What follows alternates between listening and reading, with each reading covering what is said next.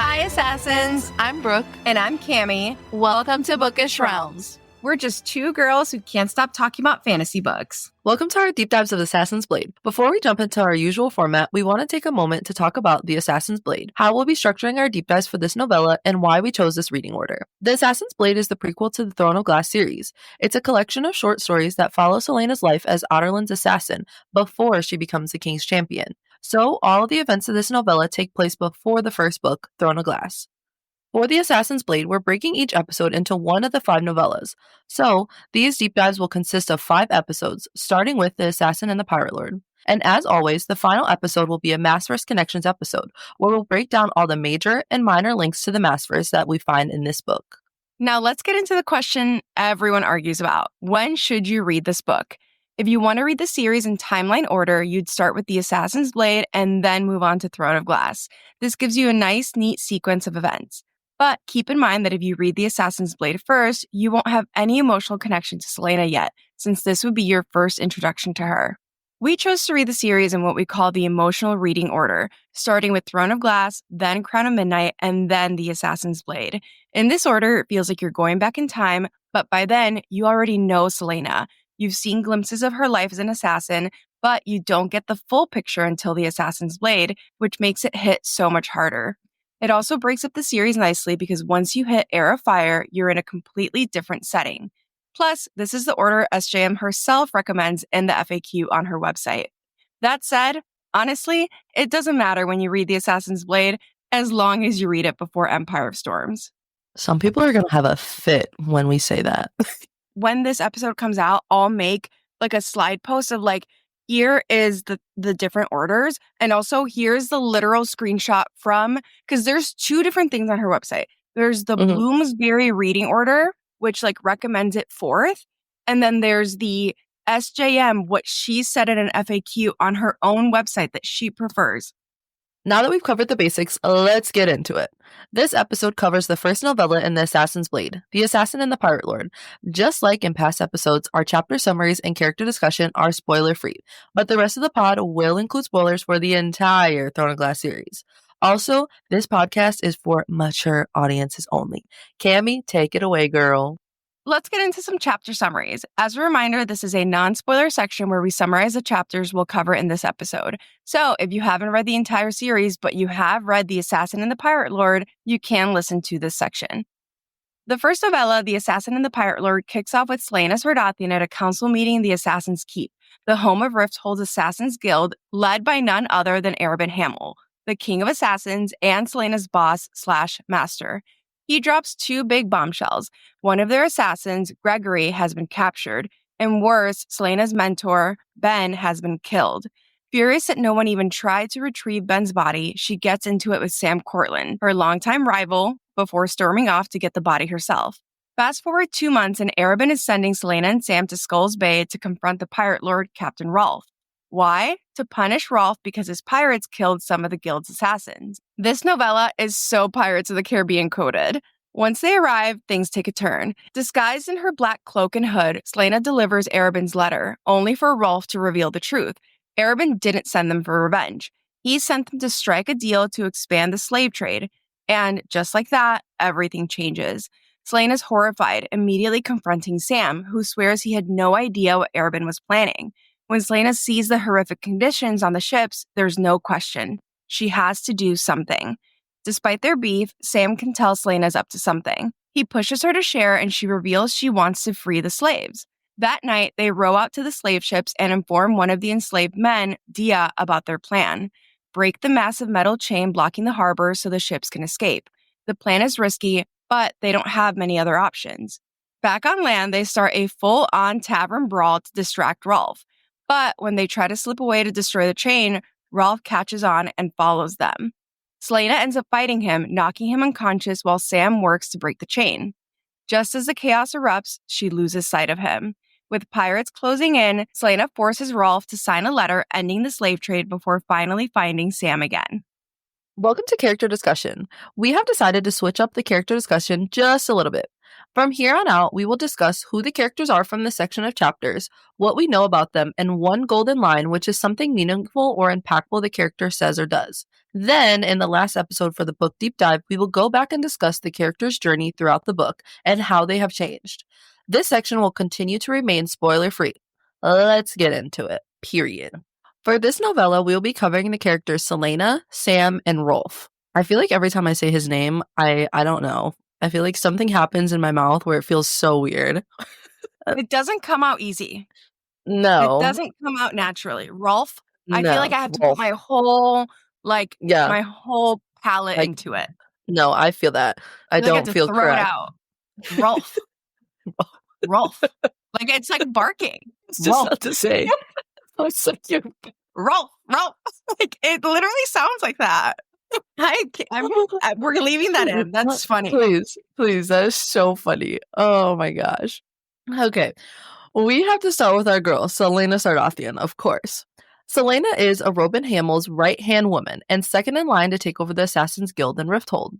Miss Girl is nosy, snooping through the Pirate Lord's desk while she and Sam wait for their meeting in his office.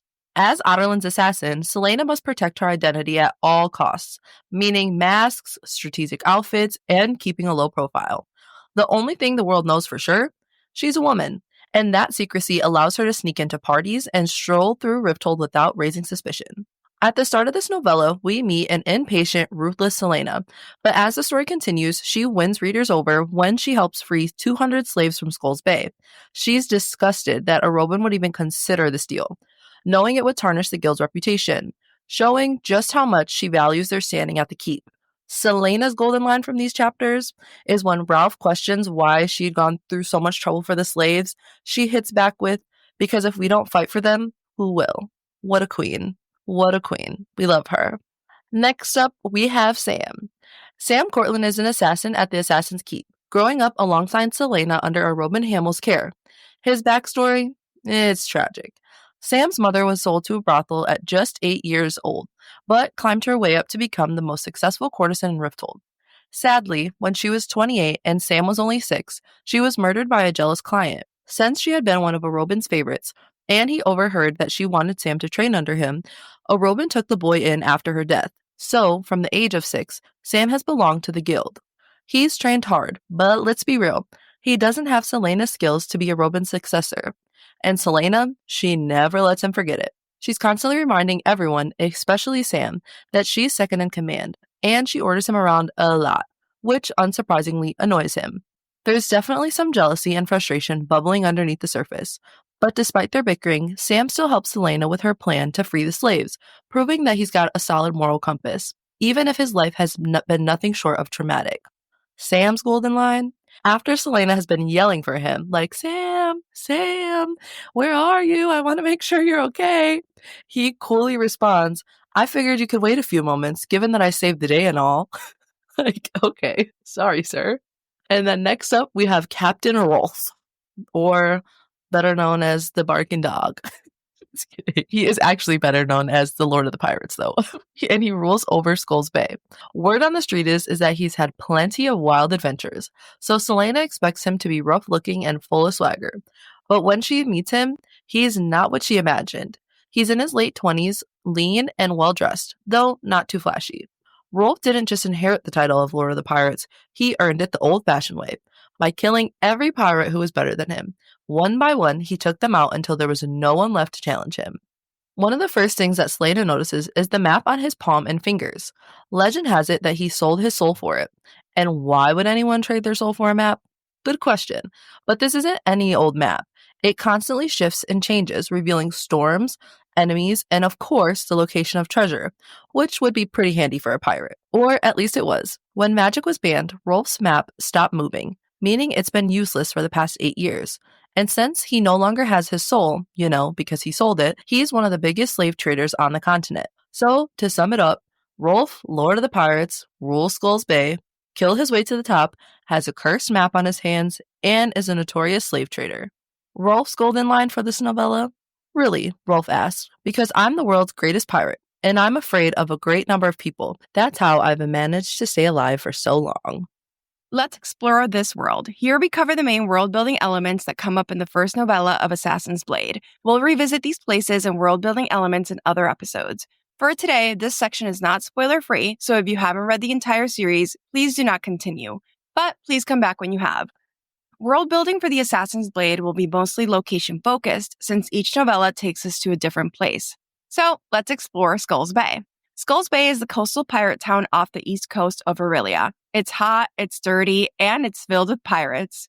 To Selena, Skulls Bay doesn't exactly make a great first impression. Skulls Bay is not giving beach town. Picture broken down buildings leaning every which way, barely being held together by wooden nails. And the streets, they're not much better. Selena finds herself dodging puddles of filth, vomit, and well, honestly, who knows what else. The whole place is grimy and chaotic. There's drunk pirates and prostitutes everywhere. And then there's the harbor. The real showstopper in the city is Shipbreaker. It's this giant chain that crosses the mouth of the bay, so massive it could snap off the mast off any ship that dares get too close. It's been there for centuries, designed to stop any attackers or people trying to leave Skulls Bay without permission. The island is surrounded by mountains, so there's no easy way to escape unless you're able to pay the toll or wait for the chain to be lowered. The docks are also a main spot in Skulls Bay. This is where the pirates really come to life, and there's ships of all sizes rocking against the wooden piers. And on the horizon, you've got the watchtower, the one that controls Shipbreaker, as well as the 2 catapults stationed there to make sure any ships that manage to get through aren't going anywhere. Selena is also not exactly wowed by Rolf's headquarters. She was expecting something more along the lines of the Assassin's Keep, or at least an old fortified castle. But the pirate lord actually conducts his business from the top floor of a sketchy tavern. Now, while Selena's in Skulls Bay, we get a look at Adarlan's rise to power, and it's not pretty. One of the biggest things they've been building is the slave trade. Selena flat out asks Rolf how long he's been involved in the slave trade since Adarlan only started capturing and selling slaves 2 years before. The slaves are mostly prisoners of war from rebel territories. A lot of them are from Eelway, but there are also people from Melisande, Ben Harrow, and even this isolated tribe in the White Fang Mountains. The slaves typically get shipped to Calaculla or Endovier, which are basically giant labor camps where they mine salt and precious metals. But recently, more and more of these slaves are ending up in the household of Adarlan's wealthiest nobles. We also learn just how vital Eelway is to Adarlan. Though their king surrendered to Adarlan, there are still Eelway soldiers fighting in the rebel groups. But Adarlan can't let go of Eelway. It's rich in farmland, waterways, forests, and 2 of the most prosperous cities on the continent. The land is essential for trade routes. Rolf explains how he's got deals with other cities, supplying slaves to the rich depending on what they're looking for. If they can't find buyers, they send the slaves to Calaculla or Endovier. And that's not just a way to punish people. It's a way to make money. Adarlan is using the slave trade to build its empire.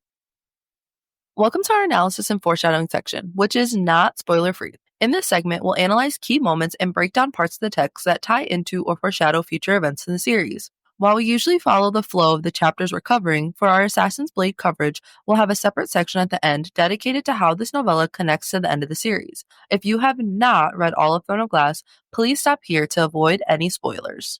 Let's start with Selena's sense of morality. When we first meet Selena in Assassin's Blade, we're almost immediately thrown into seeing 2 sides of her. One is this deadly, scary assassin, and the other is a girl who is loyal and seems to have a deep sense of morality. This novella starts with Selena being furious when Arobin and the rest of the assassins refuse to collect Ben's body. And despite the Assassin's Keep being a pretty brutal place, we can tell that Selena did really care about Ben. Quote, Ben was dead and gone, and she'd never again run into him in the halls of the keep. He'd never set her injuries with his cool, deft hands, never coax a laugh from her with a joke or a lewd anecdote. She can immediately list off all these things that she's going to miss about Ben. And overall, she's not saying explicitly oh, I'm so sad about this, but you can tell that she is sad. Mm-hmm. And Ben's death is kind of a running theme of Selena losing people she cares about. She gets close to them, they die. It's really sad. Selena understands death in the absence of someone in a deep way. We all know that she lost her parents, and that is the most tragic loss that you could have in life. And she knows that when you lose this person that's close to you, it's going to have an effect on her. And this sense of morality continues. When she learns about Arobin's plans with the slaves, she immediately thinks of Ben again. Quote, but to send her to retrieve a shipment of slaves, People who had done nothing wrong only dared to fight for their freedom and the safety of their families. How could Arabin expect her to do that? If Ben had been alive, she might have found an ally in him. Ben, despite his profession, was the most compassionate person she knew. His death left a vacancy that she didn't think could ever be filled. Again, we've talked about this so many times, but like, despite being an assassin, Selena has set limits for herself. She has set these like moral boundaries that she won't cross. And while like slavery might not be murder, bringing these slaves to Rifthold might be worse. She thinks that Ben would have agreed with her and helped get her out of this deal that a Robin has made with the Pirate Lord. And again, we see her reflecting on his compassion despite the fact that he was an assassin, which like also correlates to herself in a sense. Yeah, I feel like she's very similar to him and like she just can't really see it. Like, why else would she go out of her way to like risk her life for like to free these slaves, you know?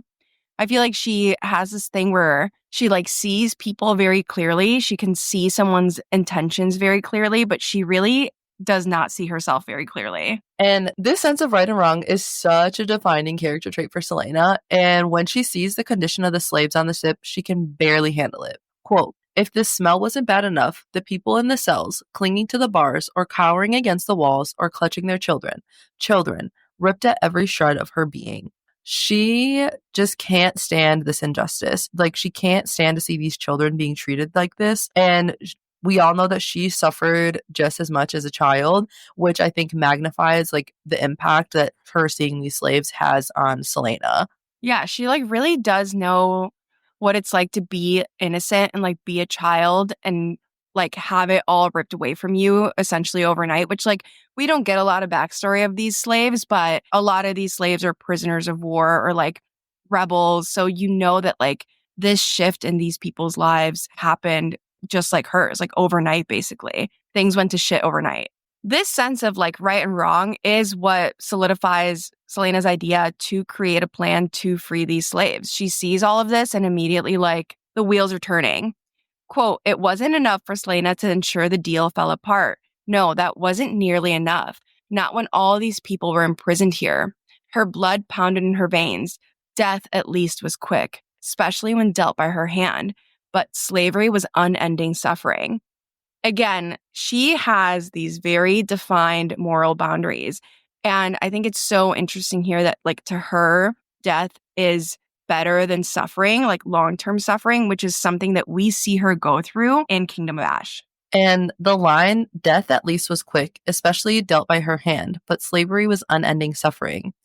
It really hits different when you think about the fact that at the end of this book, like, Selena herself becomes a slave because she ends up in Endovier, where she is in the salt mines. And it's just really sad that, like, I know we talk about this a little bit later on, but this is foreshadowing, like, her capture later on. And it just really sucks that, like, that is the extent to what happens to her, because she sees firsthand, like, what slavery does. And now she herself will be in it.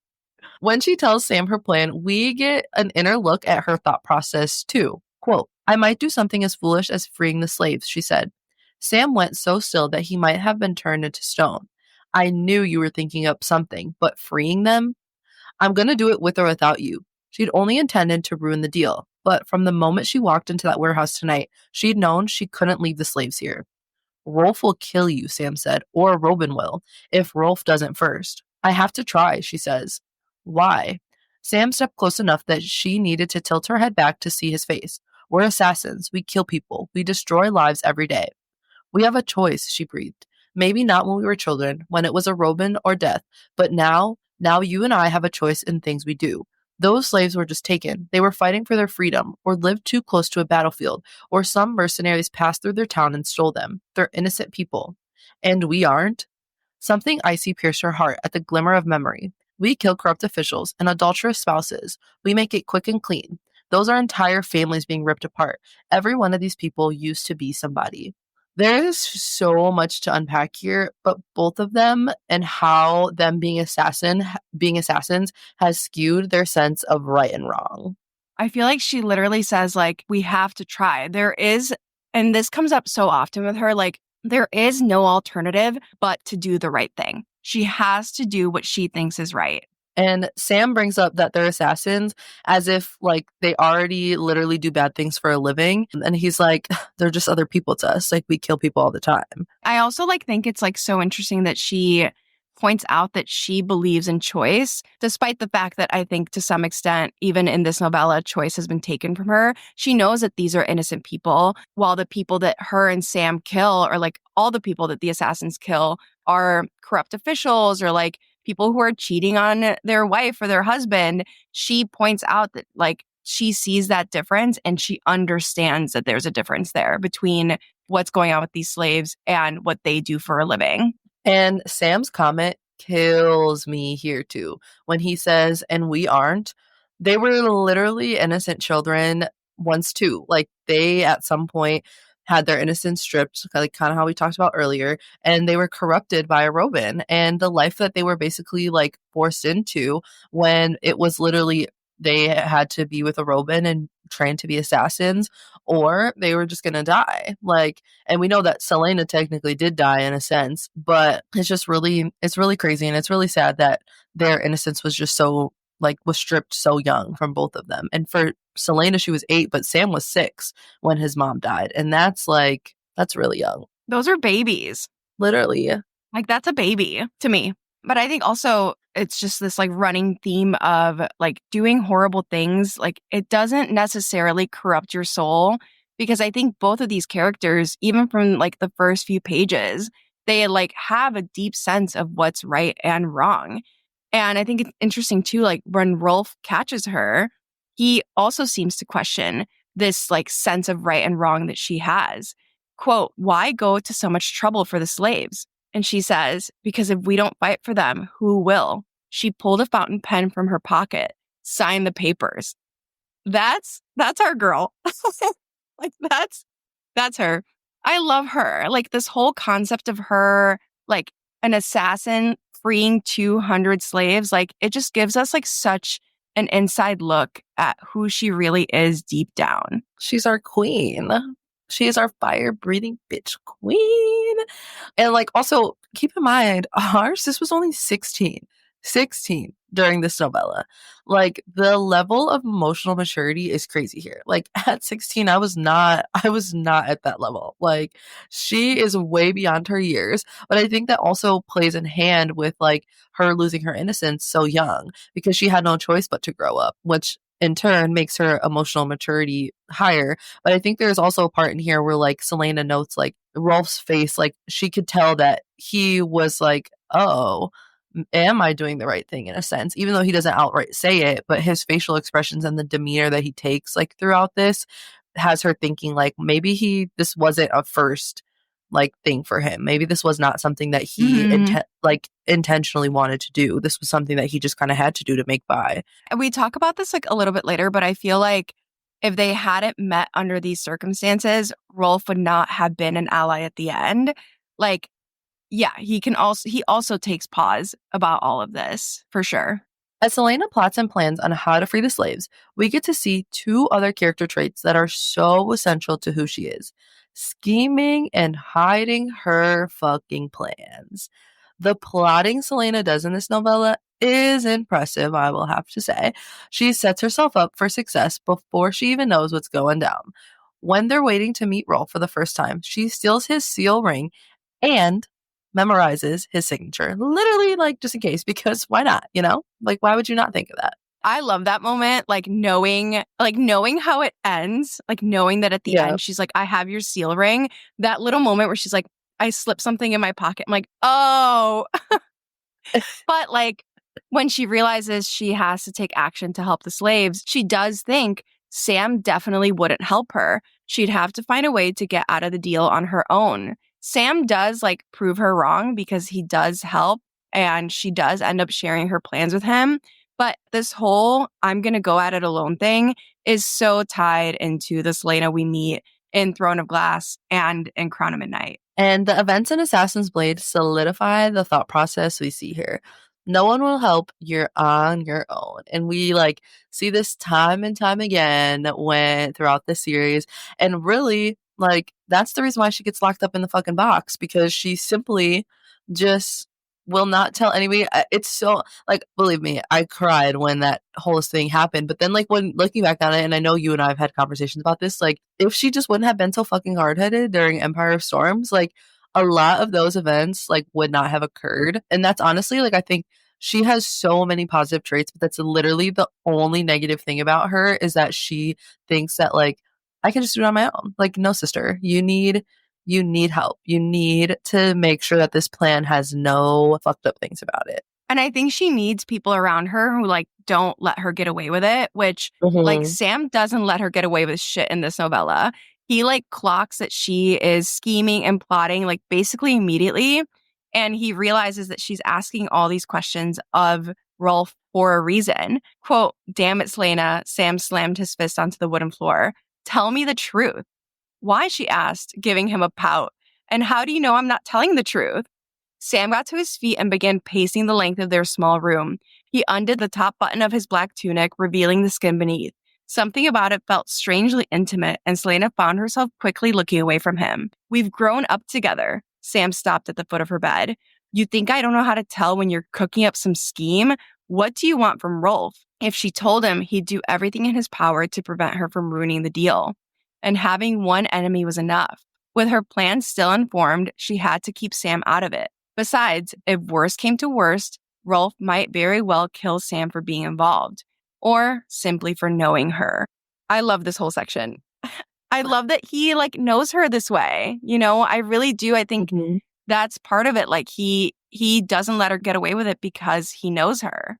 And I think that this is also so important in the like grand scheme of things. Like when you think about all of her love interests, like obviously we love Rowan, we love Kale. Well, we like Kale. I'm just kidding. Let me stop. I'm actually not a Kale hater. Cami and I talked about this the other day. I'm not a Kale hater.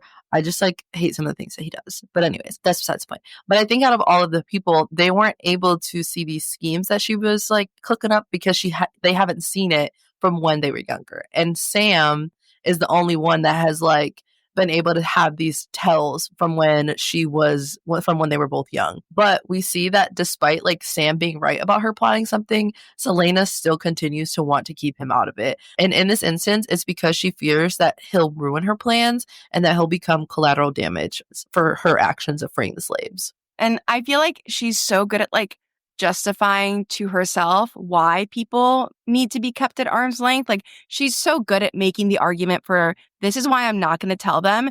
And she's not so good at making the argument for this is why I have to let people in. This is why I have to open up. And when he realizes that she already had a plan to free the slaves, Sam's reaction is so real. Quote, he groaned, "You already have a plan?" This is Aelin Galathinius in 2 fucking sentences. Like, it might not make sense to you, but you best believe our girl's about to have a fucking plan about whatever is to come. She's always got one. Always got a plan. She's one step ahead. Always. And then we'll just like rapid fire through all the things that Sam and Selena do to like get this plan in place. Cause they really do like very much start collecting intel. And it's like, it's fun to see the plan come together. Like they get info from the fishermen along the docks. Then Sam goes and flirts with the harlots along the main street. And then they get like more info from like a half-drunk pirate. She is like a mastermind, but it is really fun to see her like partner up with someone because honestly, until like Queen of Shadows, we don't really see that. Sam does become her partner in this like endeavor to free the slaves. And then they're on the ship and she gets Rolf to answer even more questions that help set up this plan. So it's really fun to see them do all of this. Not just that, but she identifies a slave named Day who knows the common tongue by pretending that they can get more money for slaves who can speak it. Later, she uses Day as a translator to explain her plan to the rest of the slaves. Because let's be real, this would not have worked out in their favor if Day was not there because they would have just been, I don't know what they would have done actually. So shout out Day, an unsung hero of this whole thing. They also create a all-out brawl to create a distraction, which I think is so funny. Like that whole little scene, and then when her and Rolf are like talking and he's like, "I know you started this brawl." Like, I don't know, that whole part is just so funny to me. But when things start to go off course, Sam risks his life to carry out the plan, and we see Selena immediately default to that "I should have kept this plan to myself" mentality. Quote, "It had been her plan. If one of them had to die for it, it should have been her, not him. Rough. Pain. Pain. It is really rough to see it. And it's interesting too, like, even before everything happens, even before she loses Sam, like, she is so afraid of her plans hurting someone, or worse, like someone dying for her plans. It really does make so much sense as to like why she is so traumatized for the rest of the series. Nothing happens to Sam in this novella, but this is like, it starts to set up the mindset, of like, I can't tell anyone what I'm going to do. And each of these little mini novellas, as we know, like sets her up with an ally for the future in Empire Storms that lead into Kingdom of Ash. But also, like the little mini novellas come with some certain event that makes her close herself off to sharing her plans even more in the future. Like we see this where she's like, if anybody's gonna die, it should be me. And then we see the situation that happens with Ansel. And then like there's just so many other little things that happen throughout this novella, which like makes her just close herself off even more. And again, is like her downfall in Empire of Storms. But let's also talk about Sam and Selena's relationship, because it changes pretty quickly in this novella. And I would argue they're like our first like enemies to lovers, because when we first meet Sam, Selena is not very fond of him. They get into it like over Ben's death, and things honestly don't seem any better when they're sent off to Skulls Bay. They really like can barely stand each other. And also they've been like pitted against each other for years. So it does make sense, but it is really fun / sad to reread this and catch all the little signs that Sam is in love with her. The first time we catch that Sam might have some hidden feelings is when Selena jokes about being interested in Rolf. Quote, "Maybe I'm just unable to resist how handsome he is," she said. Sam went rigid. "He's 12 years older than you." So, he didn't think she was serious, did he? He gave her a look so scathing it could have turned her to ash, and he stalked to the window, ripping his cloak down. "What are you doing?" He flung open the wooden shutters to reveal a sky full of rain and forked lightning. "I'm sick of suffocating. And if you're interested in Rolf, he's bound to find out what you look like at some point, isn't he? So why bother slowly roasting to death?" "Shut the window." He only crossed his arms. "Shut it," she growled. When he made no move to close the window, she jumped to her feet, upsetting the tray of food on her mattress, and shoved him aside hard enough for him to take a step back. Keeping her head down, she shut the window and shutters and threw his cape over the whole thing. "Idiot," she seethed. "What's gotten into you?" Sam is like the definition of flustered here. Like, He literally is like, I am not losing my girl to a fucking pirate. Like, no. Simply not. and it's so funny because she like really can't tell why he's acting out, but he opens that window and basically like pushes her to her limit because he wants her to admit she's bluffing. It's funny because she's like, what's gotten into him? Like, girl, he loves you. He loves you. He's obsessed with you.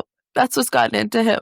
And he just seems to like know her so well, like as we've talked about. But during this novella, Selena is constantly taken aback by Sam's ability to see through her or predict her reaction. When they're talking to Rolf and Captain Fairview about the slaves on the ship, Sam acts quickly when he realizes she's about to let her anger get to her. Quote, "Unyielding rage boiled up so fast the breath was knocked from her. She didn't realize her hand was moving towards her sword until Sam knotted his fingers through hers. It was a casual enough gesture, and to anyone else it might have looked affectionate, but he squeezed her fingers tightly enough for her to know that he was well aware of what she was about to do." Go ahead, girl. I know that fantasy has like broken my brain because even on this reread, like when I was reading this, I was like, they're holding hands for the first time. And that's so broken brain. They're like, oh, that's so sweet. But in real life, you would be like, ew, back up, get away, icky. But in fantasy, I'm like, oh, he bared his teeth at her? Hot. Literally. He growled at her? Oh, period. It's so good. Oh, and Sam is so aware of Selena and her triggers. So, like, he obviously is very observant and he takes note of these things. And, like, why wouldn't he? Because he's in love with her. He loves her.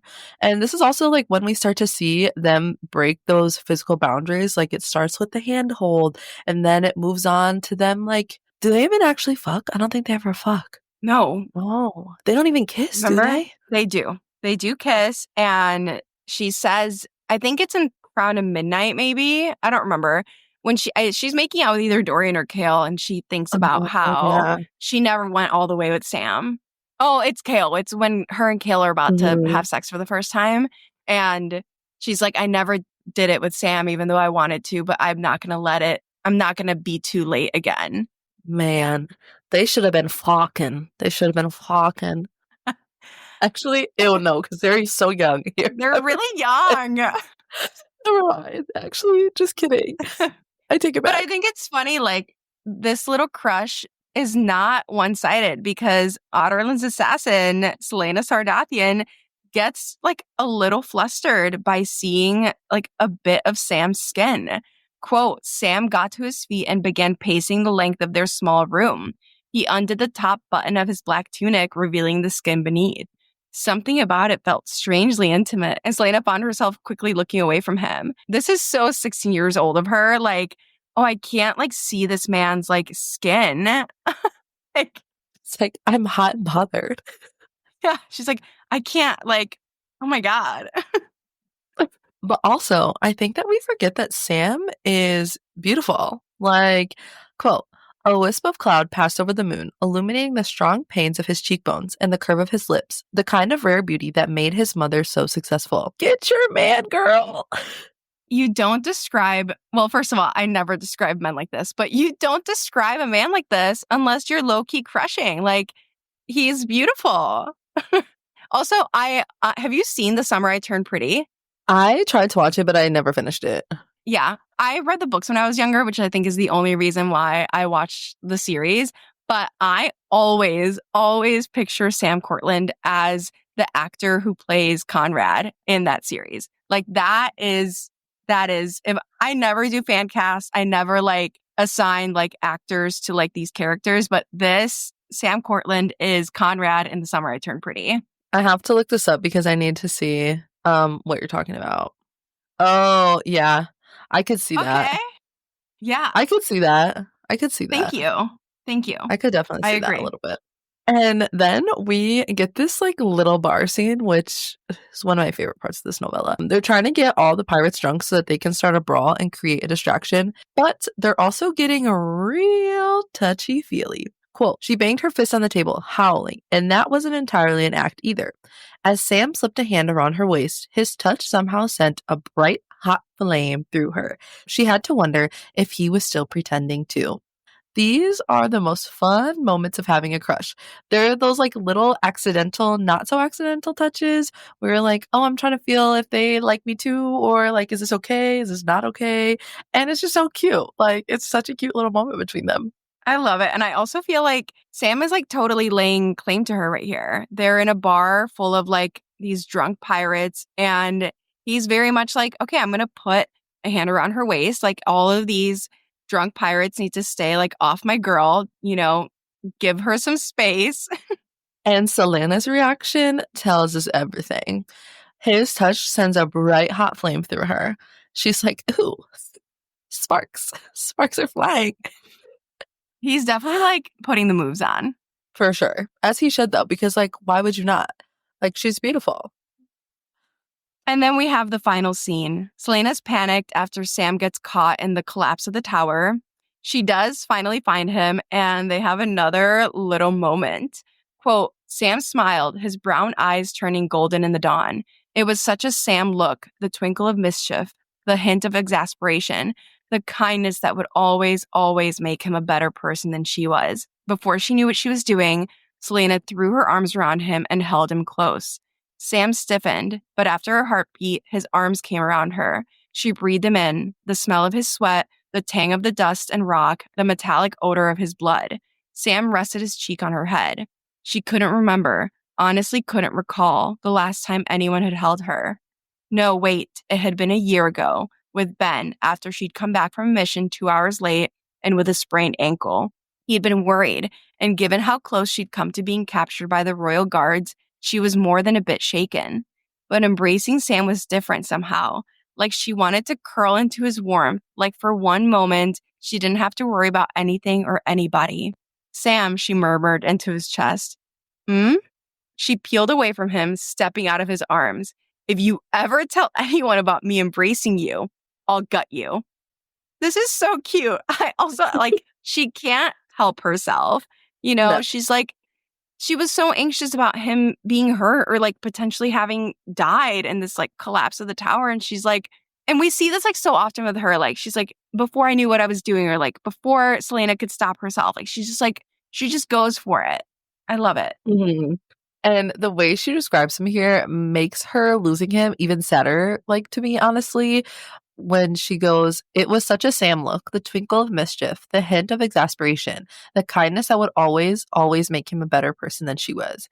I just think it's just really sad because I think, like, ultimately, we know that Sam and Selena, like, grew up in the same situation, but she always, I feel like for a long time, sees herself as, like, being this terrible person despite everything that she's been through, and even though she, like, continues to make, like, choices to help people, she just doesn't see herself in this good light. She sees herself as a coward. She sees herself as, like, just being awful, and the fact that, like, she talks about how Sam will always be better than her. Like, it just makes it unfortunate because I think that Sam also helps her see that she is a better person than what she portrays or what she thinks about herself. So it's just sad. I also think it's like so cute that he doesn't know how to react at first. Like, he's literally like, oh shit, the girl I like is hugging me. And it really does remind you that they are like so young, but also like the fact that this is her first hug in like over a year is like so painful. Like, you should get a hug every day.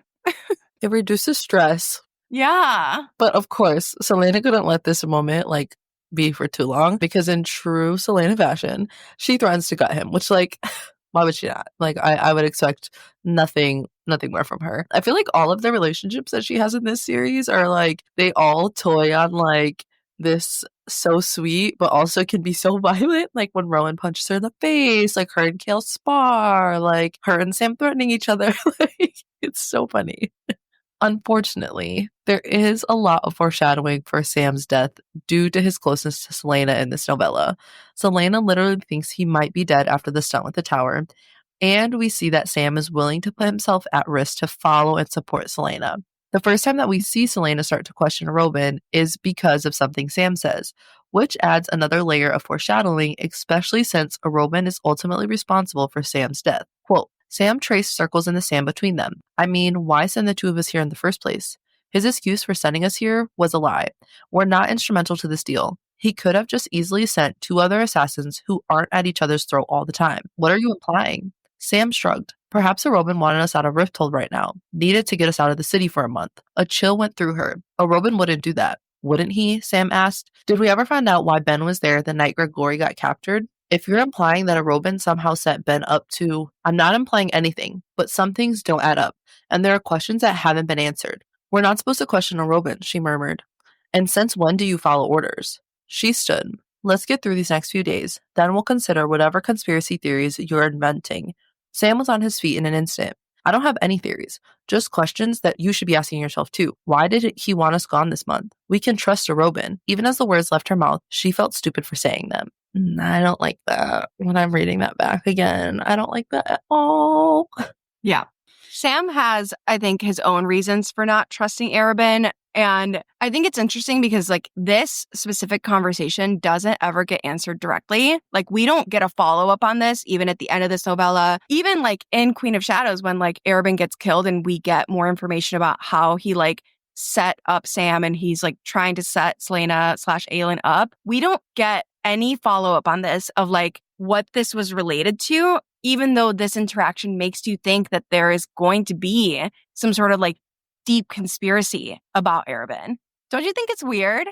Like, Yeah, I read this and I was like, yep, it is very fucking weird. And you know what? Like, Robin knew that Sam was in love with Selena. So that could be why he sent them off together, because he knew that Sam would protect Selena. So maybe that's why. But Selena realizes herself, like, how dumb it is to trust a Robin, despite the fact that she is his heir and his favorite, which also makes me wonder, like, what other things was a Robin doing at this time that, like, made her feel this way? Because for so long, she has so, like, blindly followed him. And so what else? I wonder if it was, like, the whole Ben situation where after Ben, she starts to question, like, what was he doing there to begin with? I mean, I think we know this when he tries to put the ring on Selena's finger, well, not tries, he does put that ring on her finger in Queen of Shadows. I do think that he had a lot closer tie to the king and like the Valg shit that was going on than like we ever get privy to knowing. Because also, like, how did he know about the ring? And how did he know like what the ring would do if he slipped that on her finger? I don't know. He just is disgusting to me, but He's definitely shady. I just wish that we had gotten like a specific follow-up on this, but I don't trust him. I feel like most neither do I. redheads in the SJM universe we cannot trust, but that's a separate conversation. Along with all of that, there's also a lot of foreshadowing for Nehemia and her role in Selena's life.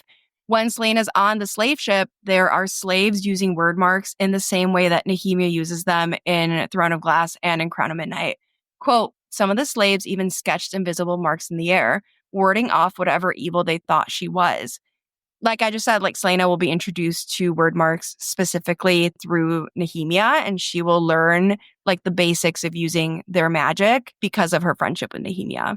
Right now, they like mean nothing to her, but they do become central to the story, and they help bring her home because Rowan puts them on her back. Do you know that song where it's like, darling, won't you take me home? You know that song? Sorry Yeah, to the people girl. that are listening to this. Get into it, girl. The vocals are not there, but like, you know the song. Every time I hear that song, I think of Selena and when she's like making her way back home. Okay, let me stop before I start crying. I think in the last episode, you were like, I'm about to get my period. I'm going to cry. That's literally how I'm feeling right now. I'm like, the emotions are here. And I like am literally tearing up right now for no reason. Anyways, like I'm literally have tears in my eyes. Along with that, we also learned that Elwie has been repeatedly attacked by Adarlan. Despite that, though, they're still rebelling and fighting back. Quote, though their king has yielded his power to the king of Adarlan, Elwie soldiers still could be found fighting in the rebel groups that plagued Adarlan's forces. This becomes a major point of discussion between Nehemia and Selena in Throne of Glass and in Crown of Midnight, considering that Nehemia is a rebel herself. I also wonder if her dad knows that she's a rebel. I think that's not something that we've talked about before or she explicitly says, but I wonder if her dad like knows that she is a rebel. Either that or if Nehemia's dad was a rebel himself in some way. Yeah. I feel like it's really interesting that like they say he yielded his power to the king of Adarlan, but there's still rebels there. It feels like it's been given the okay by someone. I think also this like helps us see that Nehemia comes from a kingdom that fully refuses to like give it all up when so many others have. And I think we mentioned this earlier, but it is also an Eelboy man that steps up to help translate for the other slaves as Selena shares her plan for freeing them. So there's a lot of like connections there and foreshadowing for her friendship with Nehemia. And probably my favorite Nehemia hint is at the end of chapter 6, when Selena and Sam plan to free the slaves are fully in place. Quote, a moment later, Sam returned the same signal. Selena took a long, steadying breath. It was time. It was time. This was the same line that Selena says in Crown of Midnight at Nehemia's grave as she swears a blood oath to free Elwie and fight back. Ugh, I love that. It's like so full circle to me that this is what she says to herself in this moment of this. Essentially, like this is Selena's first rebellion, this freeing of like these 200 slaves. That is her first point of rebellion. And so I just think it's so full circle that she says it was time here. And then she says it again when she has basically like committed to Nehemia and promised to her that she's going to take action. She's going to start doing things. And also like a lot of these slaves were Eelway slaves. So, and this line comes up a few other times with different characters, and it's always kind of under this same context that a character is about to take a big step, end something, or start something. Okay, and now let's rapid fire through some of the other parallels and foreshadowing. SJM loves her numbers and timing. Chapter 2 of this novella starts with 2 months, 3 days, and about 8 hours later, the clock on the mantle chimed noon. Captain Rolfe, Lord of the Pirates, was late. Then again, so were Selena and Sam, but Rolfe had no excuse, not when they were already 2 hours behind schedule, not when they were meeting in his office. At the end of this book, this language is used again when Sam is late. He's late because he's dead. Selena has been stressing the entire time that Sam has been out. She's literally counting down the minutes and hours, and she says, quote, Sam should have been back by now. And even though there was still another hour until the time when they'd agreed she'd look for him if he hadn't returned, if he was truly in trouble, then she certainly wasn't going to sit around for another minute. So she heads out an hour early to search for him, and she's still too late. Keep that in mind, though. Keep that in mind. Because, Brooke, in Kingdom of Ash, Aelin is at her breaking point after being captured and tortured by Maeve and Karen, and she thinks they're both about to put a wordstone collar on her. Realizing she's about to give up, Fenris manages to defy the blood oath and she escapes. When she's finally reunited with Rowan, she asks him how long she'd been gone. His answer, 2 months, 3 days, and 7 hours. This is why SJM is such a fucking mastermind. Timing is everything. Like, it's literally everything. It is, because this novella kicks off her rebellion and her relationship with Sam, and it starts with 2 months, 3 days, and about 8 hours later. So the reason timing is everything is because Rolf is late, but then at the end of Assassin's Blade, Selena leaves to find Sam an hour earlier than planned, but she's still too late. But then in Kingdom of Ash, Aelin is gone. Like, we get that hour, like, again. Like, it's all about that 1 hour. Aelin is gone for 2 months, 3 days, and 7 hours before Rowan gets to her. And that's like what you just said, like right before that, Aelin had like essentially decided, like, I'm going to provoke Karen so much that he's going to kill me. That 1 hour is what made a difference. Like, he was there an hour earlier. That 1 hour like makes a difference, because also not just that, but Rowan actually leaves earlier than originally planned to go try to like save Aelin, because Mala Firebringer is like whispering him that he needs to go now. So it's like so interesting, all of these like timing things. It really does feel like that like 1 hour is what saved our girl. And it's also not a perfect parallel, but in Heir of Fire, Aelin asks Rowan how long ago he has lost his mate, and he replies, 203 years, 27 days ago. This is the kind of stuff that gives me shivers. Because it's just like, again, it's not a direct parallel, but it seems eerily similar to the 2 months, whatever the rest of it is. Yeah. And we also get Terrasen and Rowan hints in this novella too, which is honestly so beautiful. Pine and snow, a city still in winter's grasp. She breathed it in, staring across the leagues of lonely black ocean, seeing somehow that distant city that had once, long ago, been her home. The wind ripped the strands of her hair from her braid, lashing them across her face. Oren, a city of light and music, watched over by an alabaster castle with an opal tower, so bright it could be viewed from miles. The moonlight vanished behind the thick clouds. In the sudden dark, the stars glowed brighter. She knew all the constellations by heart, and she instinctively sought out the stag, Lord of the North, and the immovable star that crowned his head. This feels like a sign, because the entire time Selena and Sam have been commenting on how hot Skulls Bay has been. They've been saying it's fucking boiling hot, but this breeze that she feels is like, it's cold. And she says it smells like pine and snow, which is how Terrasen smells, but it's also how Rowan smells. Both of those places are her home. In terms of publication order, this is definitely a hint to Roland's introduction to the story, because we're literally about to meet him next in Heir of Fire, because this book comes out before Heir of Fire does. And also, she's always seeking out the Lord of the North, which guides the people of Terrasen home, which I love that. Yeah. It really does feel like she's being told, like, you're on the right path, like freeing these slaves is important, you know? The parallel that really brought me to tears, though, is the catapult parallel. At the end of this novella, Sam uses a catapult to lower Shipbreaker, and he like essentially turns it against the tower itself. In Kingdom of Ash, Aelin uses that same maneuver to bring down 2 siege towers, quote, turning it away from Orinth from the castle. Precisely as Aelin had told him Sam Cortland had done in Skulls Bay, the catapult's mechanisms allowed her to rotate its base. Rowan wondered if the young assassin was smiling now, smiling to see her heaving the catapult into position. I like took a moment when I was reading this, and I was like a little bit, definitely like tearing up a little bit. It's just, I also think it's like beautiful. Obviously, this line is from Kingdom of Ash, but I think it's beautiful that Rowan has learned enough about Selena / Aelin and her life to like even know this and know that the reason she knows to use this maneuver is because Sam taught her. And honestly, like Sam Cortland could teach Haunting the Narrative 101. He comes up in every single book. Like, I love it. And I think also like this is just in relation to Rowan. I think it's a beautiful thing because he does bring up Sam multiple times too.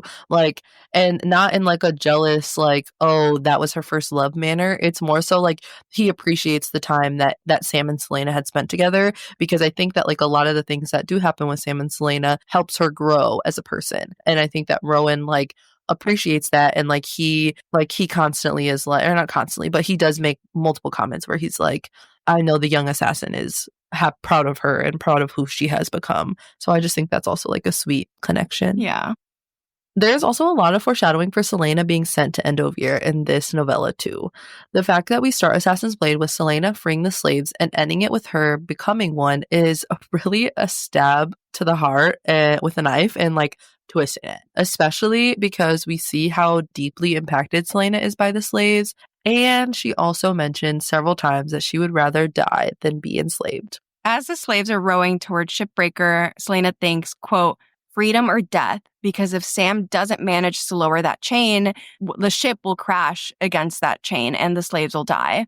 She realizes that the slaves must realize this too, but they continue rowing even though they can see that the chain hasn't gone down yet. And like that's the kind of desperation that slavery makes you feel. In Throne of Glass, during her final duel, Selena thinks that she's going to die because the poison that she's been given.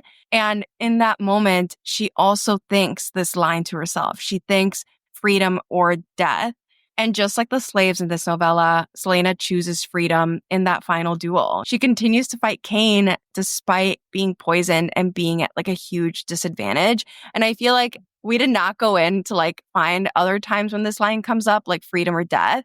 But I feel like this is kind of like a defining line for the series. Like you could say that this entire series is, are we choosing freedom or are we choosing death? So I would agree. We do also get one small, fun little parallel with Rolf's ship. His ship and one of the taverns in Skulls Bay are called the Sea Dragon, which is a fun nod to Lysandra in her sea dragon form. Another ship is called the Golden Wolf, which we think could be a nod to Adian, since he's blonde and referred to as the Wolf of the North. It would make sense since Adian begins playing a role in Heir of Fire, which is the next book in the series in terms of publication order. now, how does this entire novella come back into play later in the series? Throughout this novella, Rolf has been obsessed with seeing Selena's face, which she keeps hidden to hide her identity and also to hide the fact that she's literally 16 years old. But in an attempt to distract Rolf so Sam can get away, Selena exposes her face to Rolf. So he knows what she looks like. She pins Rolf down and gets him to agree to two things. One, Rolf will call off the deal with the Robin and threaten to bring a whole armada to punish him if he's caught in another slave agreement, basically taking the slaves off the table for Robin. Two, Rolf will never sell a slave again. And backed into a corner, Rolf signs the agreement.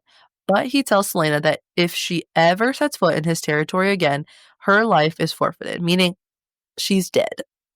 In Empire of Storms, Aelin, Rowan, and the rest of the crew travel to Skulls Bay because Aelin has no regard for Rolf's threats, or literally anyone's. She goes there because she needs his magical hand map to locate the lock and also needs Rolf's armada to join her side. Aelin kind of convinces Rolf to join her side, but also kind of just blackmails him into it. So long story short, Aelin figured out that Rolf is the hidden heir of the Mycenaean people who resided in Ilium, which is an ancient, forgotten port town in Terrasen. The Mycenaean people were banished from Terrasen after refusing to fight in a battle they, quote-unquote, didn't believe in. Also, in Empire of Storms, Lysandra turns into a sea dragon, and it all ties back to this Mycenaean people thing. She turns into a sea dragon because symbols have power, and the Mycenaean people have lore around sea dragons. It's part of how Aelin figures out Rolf is Mycenaean because his sword has a sea dragon in it, his ship is named Sea Dragon, and that tavern is named Sea Dragon. Anyway, Rolf confesses to being Mycenaean and agrees to fight for Terrasen. after Aelin agrees to save the Bay from an attack she orchestrated, which that whole thing was low-key fucked up. She also grants Rolf the title of Lord of Ilium and the King of the Archipelago. Rolf sets off to find the Mycenaeans so they can help fight for Terrasen also. In Kingdom of Ash, Rolf pops up in Terrasen with the Mycenaean army and a bunch of fire lancers. He basically saves Aedion and his men. They all head to Orinth, where Rolf introduces himself to Darrow and the other Terrasen royals that are against Aelin claiming her throne. Rolf introduces himself as Privateer Rolf, commander in Her Majesty's Armada, and heir to the Mycenaean people. That's right, Captain Rolf. Her Her Majesty's Armada. I love that because he says that they have come to fulfill an old debt, which is a line that always brings us to tears. Because when Darrow says that they have the gods to thank for that, Lysandra corrects him and tells him that they have Aelin to thank for that. Quote, all of them came here because of Aelin, not you. So before you sneer that there is no Her Majesty's Armada, allow me to tell you that there is, and you are not a part of it. Yeah. I love their friendship.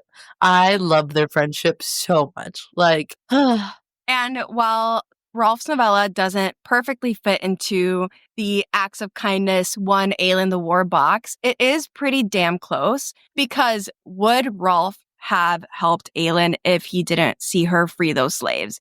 If he didn't firsthand experience what she stood for, even though it cost him money, even though it cost him those slaves, he had to see who she is deep down in order to be able to help her later on. And I feel like he also feels the call to Terrasen like she does. Like the Mycenaean people are from Terrasen. It's beautiful. But without Rolf and his armada, they wouldn't have had the Fire Lancers or the water armies in the Florian River. And that, Assassins, is why this novella matters. And next, our favorite moments. These are moments in these set of chapters that we really just loved. One of my favorite moments in this novella is when Rolf absolutely clocks Celaena. I've always felt like these two characters have a lot in common. They do feel like the same, the same kind of character. And Rolf is not having any of this bratty assassin act. He cuts right to the chase and says to her, do you act like this because it's actually in your nature, or is it just because you're afraid of dealing with people? In classic Celaena fashion, she lifts her chin and fires back, I'm the world's greatest assassin. I'm not afraid of anyone. But Rolf isn't done. He replies, really, because I'm the world's greatest pirate, and I'm afraid of a great number of people. That's how I've managed to stay alive for so long. I love this exchange between them because I feel like Rolf is so spot on. And I think because they're similar types of characters, he can see that Celaena keeps people at arm's length because deep down, she is really afraid of letting anyone in. And he points it out, both of us are at the top of our game. You might be Otterlin's greatest assassin, but I'm also the greatest pirate alive. But I can clock you. I can see what you're doing, And I feel like Rolf's comeback isn't just this clever comment. It does feel like he's trying to teach her a lesson about being humble and surviving. So I love that moment. Speaking of bratty, some of my favorite moments from this novella are Celaena's absolute brattiest moments because let's be real, what she says is both funny and iconic, even though it is bratty and a little selfish, some of these things she says. When she's shown the room she'll be staying in at the Skull's Bay, her reaction? She was Otterlin's assassin, the right arm of Robin Hamill, not some backstreet harlot. Miss Girl was expecting the 5-star luxury experience, instead got a backyard bargain stay, which, honestly, she kind of deserves it for the way she's acting. And we all know Celaena is obsessed with herself, and honestly, as she should be, because she is that girl. But it's even better when Sam calls her out on it, when he tells her, you are not the only one who can improvise. That man's as much in love with himself as you are. The last thing we need is for him to know that we have the upper hand in there. I love myself, but she takes that shit to a whole new level, and we honestly love her for it. So it is what it is. It's fine. We love her. And lastly, our final thoughts. Rereading Assassin's Blade and this novella is so fun. It's really tracing everything back to where it all began. And I think knowing how all of this ends makes these early moments hit even harder. When I first read Assassin's Blade, I read it right after Crown of Midnight.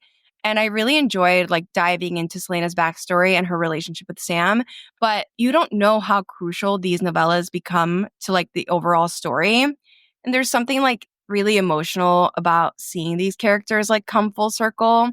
And like I said, in like my favorite moment, like I love seeing the dynamic between Selena and Rolf. They're both sassy, a little bratty, and like their banter is really fun. And I do like that Selena kind of, when she meets Rolf, she's going up against someone who is just like her, which we don't get often with her. So I love that like challenge that he brings to the table. I love it. I know that this is only the first novella from the Assassin's Blade, but I'm already loving this reread.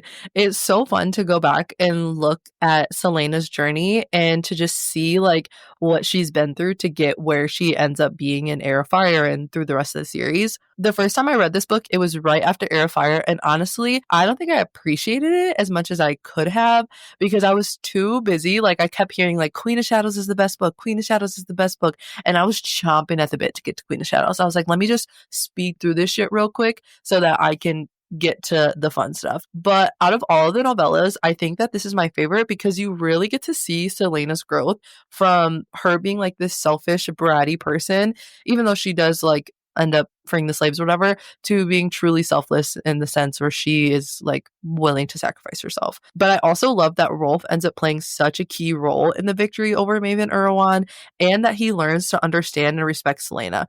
Well, Aelin. But I do think it's best not to read this book first because I think that you lose so much emotional weight if you already know like where Selena is in her life when you get to the events of Throne of Glass. Like it is so much more fun like when you know like a little bit about Selena, but you're not really sure like how she got there. So that wraps up our deep dive for The Assassin and the Pirate Lord, the first novella in The Assassin's Blade. We hope you enjoyed our analysis and theories. Don't forget to follow us on Instagram and TikTok where our handle is at Bookish Realms Pod.